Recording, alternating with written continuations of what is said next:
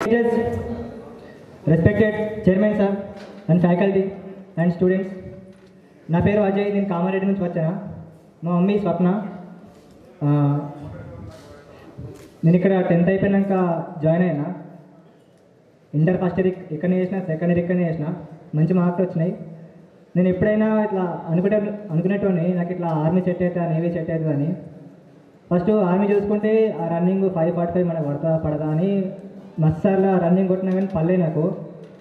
సరే మన బాడీ తగ్గట్టు మంచిగా ఫిట్నెస్ ఉన్నాం కదా అని చెప్పేసి ఇక నేవీ ఎంచుకున్నా. ఎట్లాగో మంచిగా చదువుతా అని చెప్పేసి చదివిన, మంచి మార్కులు వచ్చినాయి. ఫస్ట్ అటెంప్ట్లో నేవీ క్వాలిఫై అయినా కానీ ఫిజికల్లో పోయింది. తర్వాత మళ్ళీ అటెంప్ట్ చేసిన. సార్ వాళ్ళు మోటివేట్ చేసి మంచిగా, మన కిషన్ రెడ్డి సార్, మా chemistry Venu sir, maths Venkanna sir, అందరూ మంచిగా హెల్ప్ చేసారు.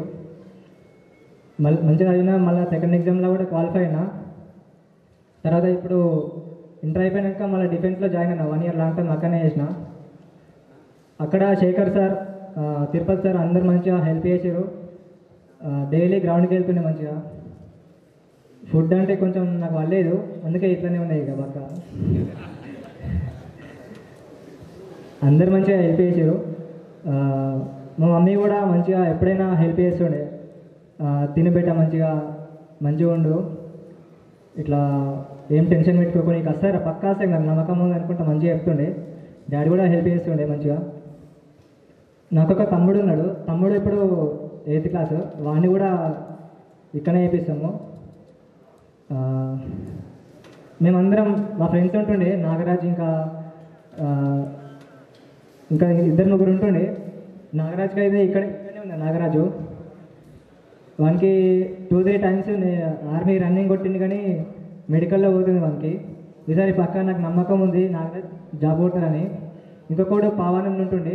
ఆ పవన్ గారు అయితే వానికి రన్నింగ్ బెస్ట్ టైమింగ్ అంటే తేజస్లో 4:56 ఆర్మీ రన్నింగ్ టైం 4:56 వాంది జాబ్ వచ్చింది, వెళ్ళిపోయాడు. ఇప్పుడు జమ్మూ కాశ్మీర్లో జాబ్ చేస్తుండు.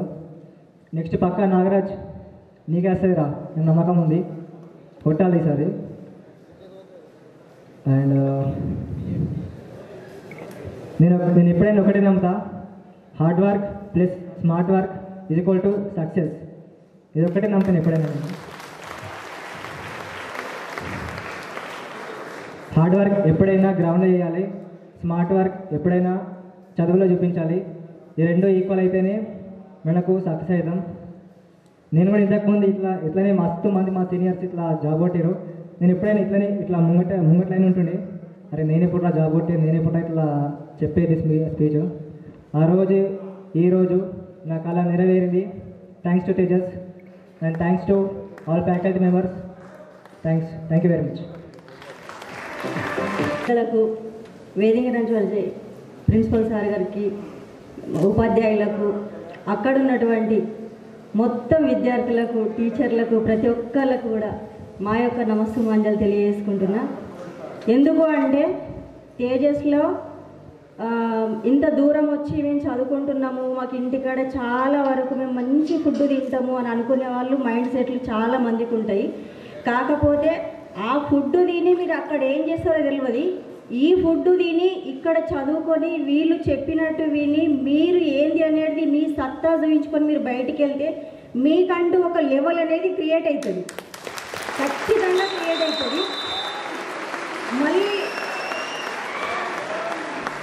ఇప్పుడు ఏంటి అని అంటే అక్కడి వరకు కూర్చున్నారు కదా, మీరు జాబులు కొట్టి మీరందరూ కూడా ఇక్కడికి వస్తే అక్కడ ప్లేస్ ఉంటుంది, ఇక్కడ ప్లేస్ ఉండొద్దు. ఇది గోల్ పెట్టుకోవాలి. ప్రతి ఒక్కళ్ళకు ఈ గోల్ ఉండాలి. చాలా వరకు కూడా మంచి ఫ్యామిలీస్ తోటి వచ్చిన వాళ్ళము ఉన్నారు ఇక్కడ. కొంత మధ్యతరగతి వాళ్ళు కూడా చాలామంది ఇక్కడ ఉన్నారు. మధ్యతరగతి అనేది ఏంటి అని అంటే మీ వరకే రూప్ మాపేయాలి. ఎస్, మేము కూడా సొసైటీలో చాలా వరకు ఉన్నత స్థితిలో ఉంటాము అనేది మీరు ఖచ్చితంగా యూనివర్స్కి కనెక్ట్ చేసుకోండి, హార్డ్ వర్క్ చేసుకోండి, మంచి చదువుకోండి, గ్రౌండ్ చేసుకోండి. మీ ఉపాధ్యాయులకు మేము కానీ ఇక్కడికి పంపిస్తే మీరు మా వాళ్ళు కారింక మీ ఉపాధ్యాయుల పిల్లలు వీళ్ళు అనుమతిస్తేనే మేము ఇక్కడికి వచ్చి వీళ్ళని చూడగలుగుతాం, మాట్లాడగలుగుతాం. కాబట్టి మాకంటే ఎక్కువ వీళ్ళకే ఉంటుంది. వీళ్ళే మీకు అన్ని రకాలుగా ప్రోత్సహిస్తారు. వీళ్ళను దయచేసి మీరు ఎక్కడ కూడా మిస్గా అర్థం చేసుకోకండి. ఒకవేళ అట్లాంటిది మీకు ఏమైనా ఉంటే కూడా మీరు తీసేసుకోండి. ఎవరైనా తిట్టినా ఏం చేసినా అది మీ యొక్క భవిష్యత్తు కోసమే అనేది మీరు ఖచ్చితంగా గుర్తుపెట్టుకోండి. ఇదే నా యొక్క చిన్న మనవి. థ్యాంక్ యూ సో మచ్ నాకు ఈ అవకాశం ఇచ్చినందుకు.